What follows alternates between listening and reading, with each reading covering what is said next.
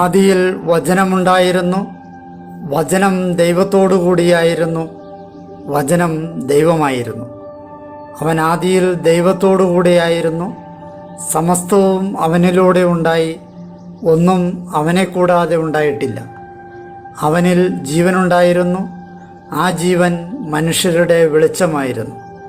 ആ വെളിച്ചം ഇരുളിൽ പ്രകാശിക്കുന്നു, അതിനെ കീഴടക്കുവാൻ ഇരുളിന് കഴിഞ്ഞില്ല. തൻ്റെ പ്രബോധനങ്ങളാൽ നമ്മെ ജ്ഞാനികളാക്കുന്ന സകലത്തിൻ്റെയും നാഥനായ ദൈവം വാഴ്ത്തപ്പെട്ടവനാകട്ടെ.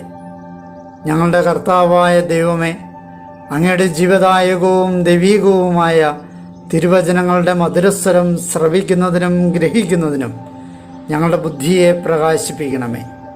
അങ്ങയുടെ വിശുദ്ധമായ പ്രബോധനത്താൽ ഞങ്ങളെ ജ്ഞാനികളാക്കണമേ. ഞങ്ങളുടെ ഇരുളടഞ്ഞ ജീവിതത്തെ അങ്ങയുടെ വചന വെളിച്ചത്താൽ പ്രകാശിപ്പിക്കണമേ. അങ്ങയുടെ വചനങ്ങളാൽ ഞങ്ങളുടെ മനസ്സിനെ ജ്വലിപ്പിക്കണമേ. ആമേൻ. ഒരു വർഷം കൊണ്ട് സമ്പൂർണ്ണ ബൈബിൾ വായന 61-ാം ദിവസം. 70 നേതാക്കന്മാർ. ഇന്നേ ദിവസം നമ്മൾ സംഖ്യയുടെ പുസ്തകം 11-ാം അധ്യായം, നിയമാവർത്തന പുസ്തകം 10-ാം അധ്യായം, 33-ാം സങ്കീർത്തനം എന്നിവ വായിക്കുന്നു.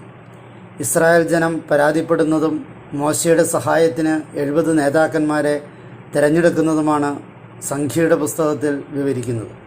ഉടമ്പടി ഫലകങ്ങൾ രണ്ടാമതുണ്ടാക്കി പേടകത്തിൽ നിക്ഷേപിക്കുന്നതും അഹ്റോൻ്റെ സ്ഥാനത്ത് എലയാസറിനെ നിയമിക്കുന്നതും ദൈവം ഇസ്രായേലിൽ നിന്ന് ആവശ്യപ്പെടുന്നത് എന്താണെന്നുമാണ് നിയമാവർത്തന പുസ്തകത്തിൽ വിവരിക്കുന്നത്. സംഖ്യയുടെ പുസ്തകം 11-ാം അധ്യായം. ജനം പരാതിപ്പെടുന്നു. ജനം കർത്തൃകർണങ്ങളിൽ തിന്മയായത് പിറുപിറുത്തുകൊണ്ടിരിക്കുക കർത്താവ് അത് കേട്ടു. അപ്പോൾ അവിടുത്തെ കോപം ജ്വലിച്ചു. കർത്താവിൻ്റെ അഗ്നി അവരിൽ കത്തിപ്പടർന്നു, അത് പാളയഭാഗം ദഹിപ്പിച്ചു. ജനം മോശയോട് നിലവിളിച്ചു. മോശ കർത്താവിനോട് പ്രാർത്ഥിച്ചു, അഗ്നി ശമിക്കുകയും ചെയ്തു. കർത്താവിൻ്റെ അഗ്നി അവരിൽ കത്തിപ്പടർന്നതിനാൽ അവൻ ആ സ്ഥലത്തിൻ്റെ പേര് തബോറ എന്ന് വിളിച്ചു. അവർക്കിടയിലുണ്ടായിരുന്ന അന്യവർഗക്കാർ ദുരമൂത്ത് പിന്തിരിഞ്ഞപ്പോൾ ഇസ്രായേല്യരും കരഞ്ഞുകൊണ്ട് പറഞ്ഞു, ആരാണ് ഞങ്ങൾക്ക് ഇറച്ചി തിന്നാൻ തരിക? ഈജിപ്തിൽ ഞങ്ങൾ സൗജന്യമായി ഭക്ഷിച്ചിരുന്ന മത്സ്യം, വെള്ളരിക്ക, മത്തങ്ങ, സവോള, ചെമന്നുള്ളി, വെള്ളുള്ളി എന്നിവ ഞങ്ങൾ ഓർക്കുന്നു. ഞങ്ങളുടെ ദൃഷ്ടികളിൽ മന്നയൊഴികെ മറ്റൊരു വകയുമില്ലാതെ ഇപ്പോൾ ഞങ്ങളുടെ പ്രാണൻ പൊരിയുകയാണ്. മന്ന കൊത്തമ്പാലരി പോലെയായിരുന്നു, അതിന് ഗുൽഗുലുവിൻ്റെ നിറമായിരുന്നു. ജനമത് ചുറ്റി നടന്ന് ശേഖരിച്ച് തിരികല്ലിൽ പൊടിച്ച് അല്ലെങ്കിൽ ഉരലിൽ ഇടിച്ച് കലത്തിൽ വേവിച്ച് അപ്പമുണ്ടാക്കി പോന്നിരുന്നു. അതിൻ്റെ രുചി എണ്ണ മധുരപ്പലഹാരത്തിൻ്റെ സ്വാദിന് തുല്യമായിരുന്നു. രാത്രി പാളയത്തിനുമേൽ മഞ്ഞു പെയ്യുമ്പോൾ അതിന്മേൽ മന്നായും പൊഴിയും. കുടുംബങ്ങളനുസരിച്ച് സ്വന്തം കൂടാരവാതിൽക്കൽ ജനം മുഴുവനും വിലപിക്കുന്നത് മോശ കേട്ടു. കർത്താവിൻ്റെ കോപം അതിയായി ജ്വലിച്ചു. മോശയുടെ നയനങ്ങളിൽ നീരസവും. മോശ കർത്താവിനോട് പറഞ്ഞു, അങ്ങയുടെ ദാസനോട് മോശമായി വർത്തിക്കുന്നത് എന്തുകൊണ്ട്? ഈ ജനത്തിൻ്റെ എല്ലാം ഭാരം എൻ്റെ മേൽ ചുമത്തുന്നത് എന്തുകൊണ്ട്? എന്തേ ഞാൻ അങ്ങയുടെ ദൃഷ്ടികളിൽ കനിവ് കണ്ടെത്തുന്നില്ല? ഞാനാണോ ഈ ജനത്തെയെല്ലാം ഗർഭം ധരിച്ചത്? ഞാനാണോ അതിനെ പ്രസവിച്ചത്? അങ്ങ് അതിൻ്റെ പിതാക്കന്മാർക്ക് വാഗ്ദാനം ചെയ്ത ഭൂമിയിലേക്ക് നീ അതിനെ മുല കുടിക്കുന്ന കുഞ്ഞിനെ പരിചരിക്കുന്നവൻ വഹിക്കുന്നത് പോലെ നിൻ്റെ മാറിൽ വഹിച്ചു കൊണ്ടുപോവുക എന്ന് അങ്ങ് എന്നോട് പറയുന്നുവല്ലോ. ഈ ജനത്തിനെല്ലാം നൽകാൻ വേണ്ട മാംസം എനിക്കെവിടെ നിന്ന്?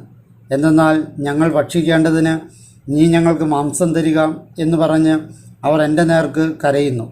ഈ ജനത്തെ മുഴുവൻ താങ്ങാൻ ഞാൻ തനിച്ച് ശക്തനല്ല, കാരണം അതെൻ്റെ കഴിവിനേക്കാൾ ഭാരിച്ചതാണ്.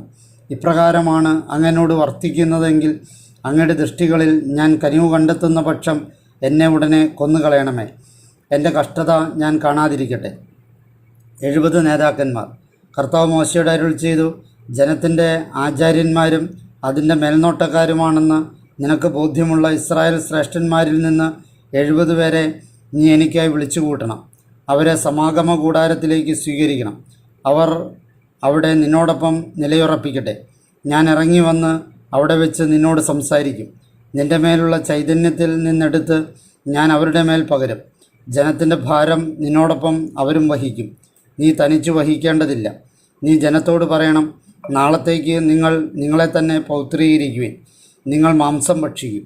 എന്തെന്നാൽ ആരാണ് ഞങ്ങൾക്ക് ഇറച്ചി തിന്നാൻ തരിക? ഈജിപ്തിൽ ഞങ്ങൾ തികച്ചും സന്തുഷ്ടരായിരുന്നു എന്ന് പറഞ്ഞ് നിങ്ങൾ കർത്തൃകർണങ്ങളിൽ പരാതിപ്പെട്ടു. അതിനാൽ കർത്താവ് നിങ്ങൾക്ക് മാംസം തരും, നിങ്ങൾ ഭക്ഷിക്കുകയും ചെയ്യും. നിങ്ങളത് തിന്നാൻ പോകുന്നത് 1 ദിവസമല്ല, 2 ദിവസമല്ല, 5 ദിവസമല്ല, 10 ദിവസമല്ല, 20 ദിവസമല്ല, 1 മാസക്കാലം വരെ, അതായത് നിങ്ങളുടെ മൂക്കിലൂടെ അത് പുറത്തു വരികയും നിങ്ങൾക്ക് ചികിടിപ്പാകുകയും ചെയ്യുന്നതുവരെയാണ്. എന്തുകൊണ്ടെന്നാൽ നിങ്ങളുടെ ഇടയിലുള്ള കർത്താവിനെ നിങ്ങൾ നിരാകരിക്കുകയും ഈജിപ്തിൽ നിന്ന് ഞങ്ങളെന്തിന് പുറപ്പെട്ടു എന്ന് പറഞ്ഞുകൊണ്ട് അവിടുത്തെ മുമ്പിൽ വിലപിക്കുകയും ചെയ്തു. അപ്പോൾ മോശ പറഞ്ഞു, ഞാൻ ഉൾപ്പെട്ടിരിക്കുന്ന ജനം 6 ലക്ഷം കാലാളുകളാണ്. എന്നിട്ടും അങ്ങ് പറയുന്നു, ഞാൻ അവർക്ക് മാംസം നൽകും, 1 മാസക്കാലം അവർ ഭക്ഷിക്കുമെന്ന്.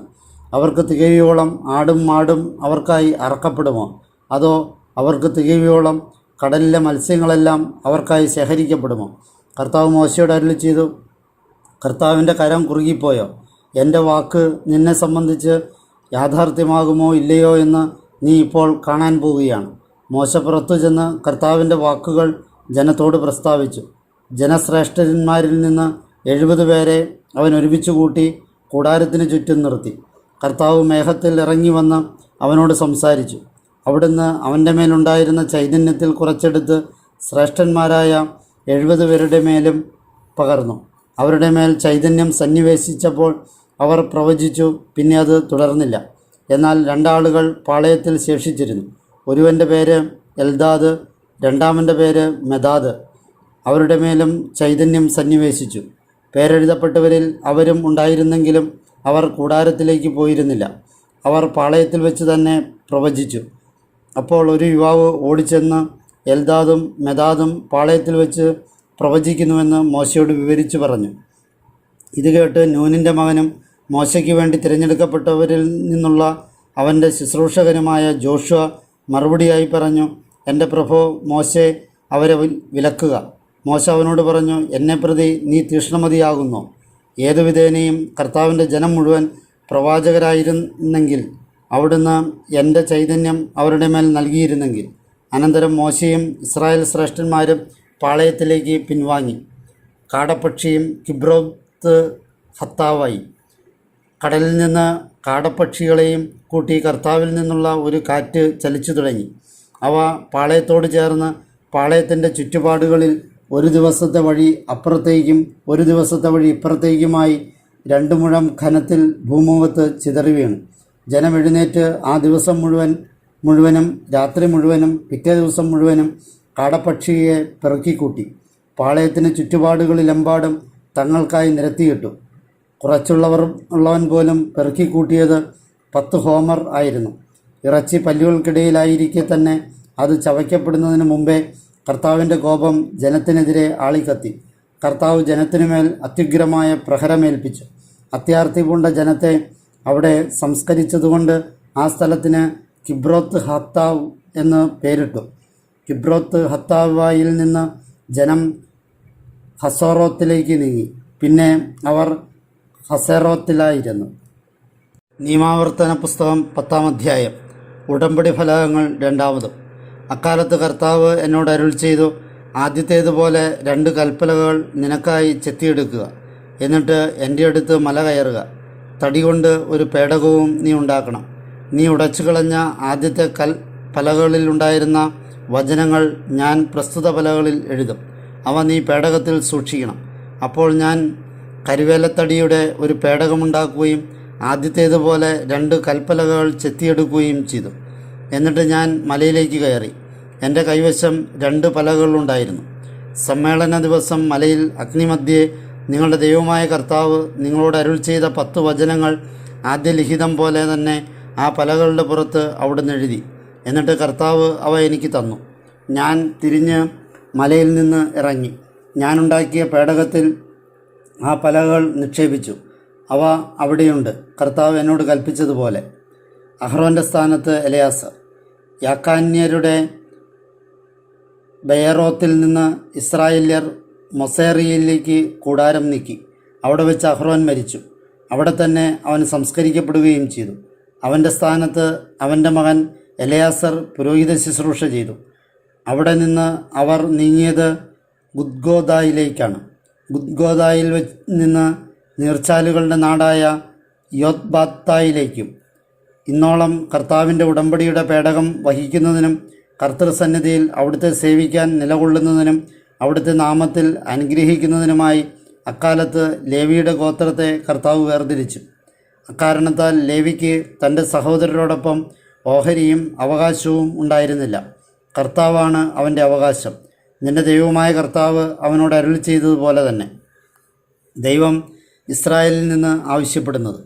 ആദ്യ ദിവസങ്ങൾ പോലെ 40 പകലും 40 രാവും ഞാൻ മലയിൽ നിന്നു. ആ പ്രാവശ്യം കൂടി കർത്താവ് എന്നെ കേട്ടു. നിന്നെ നശിപ്പിക്കാൻ കർത്താവ് ഇഷ്ടപ്പെട്ടില്ല. കർത്താവ് എന്നോട് അരുളി ചെയ്തു, അവരുടെ പിതാക്കന്മാർക്ക് കൊടുക്കാനായി ഞാൻ ശപഥം ചെയ്തിട്ടുള്ള ദേശം അവർ പോയി കൈവശമാക്കേണ്ടതിന് ജനത്തിനു മുമ്പേ നീങ്ങുന്നതിന് നീ എഴുന്നേറ്റ് നടക്കുക.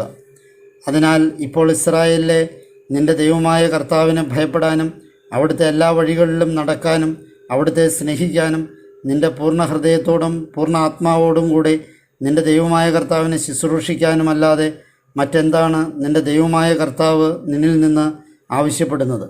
നിന്റെ നന്മയ്ക്കായി ഞാനിന്ന് നിന്നെ അനുശാസിക്കുന്ന കർത്തൃകൽപ്പനകളും അവിടുത്തെ ചട്ടങ്ങളും പാലിക്കാൻ വേണ്ടി തന്നെയാണത്. ഇതാ, ആകാശവും ആകാശങ്ങളുടെ ആകാശവും ഭൂമിയും അവയിലുള്ള സമസ്തവും നിന്റെ ദൈവമായ കർത്താവിൻ്റേതാണ്. എന്നിട്ടും കർത്താവ് നിന്റെ പിതാക്കന്മാരെ സ്നേഹിക്കുന്നതിന് അവരിൽ താൽപ്പര്യം കാട്ടി. അവർക്ക് ശേഷം അവരുടെ സന്തതിയെ, അതായത് നിങ്ങളെ ഇന്നായിരിക്കുന്നത് പോലെ മറ്റെല്ലാ ജനങ്ങളിലും നിന്ന് അവിടുന്ന് തിരഞ്ഞെടുത്തു. ആകയാൽ നിങ്ങളുടെ ഹൃദയാഗ്രചർമ്മം നിങ്ങൾ പരിച്ഛേദിക്കണം. ഇനിയും നിങ്ങൾ പിടലി കടുപ്പിക്കരുത്. എന്തെന്നാൽ നിങ്ങളുടെ ദൈവമായ കർത്താവ് ദൈവങ്ങളുടെ ദൈവവും നാഥന്മാരുടെ നാഥനുമാണ്. മുഖം നോക്കാത്തവനും കോഴ സ്വീകരിക്കാത്തവനുമായ മഹാശക്തനും ഭീതിതനുമായ ദൈവമാണ്. അവിടുന്ന് അനാഥൻ്റെയും വിധവയുടെയും ന്യായം നടത്തി കൊടുക്കുന്നു. പ്രവാസിക്ക് ഭക്ഷണവും വസ്ത്രവും നൽകാൻ മാത്രം അവനെ സ്നേഹിക്കുന്നു. നിങ്ങൾ പ്രവാസിയെ സ്നേഹിക്കണം. ഈജിപ്ത് നാട്ടിൽ നിങ്ങൾ പ്രവാസികളായിരുന്നല്ലോ. നിന്റെ ദൈവമായ കർത്താവിനെ നീ ഭയപ്പെടണം. അവിടുത്തെ നീ സേവിക്കണം. അവിടുത്തോട് നീ ചേർന്ന് നിൽക്കുകയും അവിടുത്തെ നാമത്തിൽ ശപഥം ചെയ്യുകയും വേണം. നിന്റെ കണ്ണുകൾ കണ്ട ഈ മഹനീയ പ്രവർത്തികളും ഭയാനക കൃത്യങ്ങളും നിനക്ക് വേണ്ടി ചെയ്ത നിന്റെ ദൈവവും നിന്റെ കീർത്തനവും അവിടുന്നാണ്. നിന്റെ പിതാക്കന്മാർ 70 പേരായാണ് ഈജിപ്തിലേക്ക് ഇറങ്ങിത്തിരിച്ചത്. എന്നാൽ ഇപ്പോൾ നിന്റെ ദൈവമായ കർത്താവ് നിന്നെ ആകാശത്തിലെ നക്ഷത്രങ്ങൾ കണക്കെ അസംഖ്യമാക്കും. 33-ാം സങ്കീർത്തനം. സ്രഷ്ടാവും പരിപാലകനുമായ ദൈവം. നീതിമാന്മാരെ കർത്താവിൽ ആമോദിക്കുവിൻ. സ്വസ്ത്രാലാപം പരമാർത്ഥതയുള്ളവർക്കും ചേർന്നതാണല്ലോ. കിന്നരം കൊണ്ട് കർത്താവിന് കൃതജ്ഞത അർപ്പിക്കുവിൻ. 10 കമ്പിയുടെ വീണ കൊണ്ട് അവിടത്തേക്ക് കീർത്തനം ആലപിക്കുവിൻ. അവിടത്തേക്ക് പുതിയ ഒരു ഗീതം ആലപിക്കുവിൻ. ആർപ്പുവിളികളോടെ ഇമ്പകരമായി തന്ത്രിമീട്ടുവിൻ. എന്തെന്നാൽ കർത്താവിൻ്റെ വചനം പരമാർത്ഥമാണ്. അവിടുത്തെ ഓരോ പ്രവൃത്തിയും വിശ്വസനീയമാണ്. അവിടുന്ന് നീതിയും ന്യായവും ഇഷ്ടപ്പെടുന്നു. കർത്താവിൻ്റെ കാരുണ്യം കൊണ്ട് ഭൂമി നിറഞ്ഞിരിക്കുന്നു.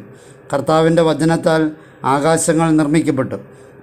അവിടുത്തെ നിശ്വാസവായുവാൽ അവയുടെ സമസ്ത സൈന്യവും.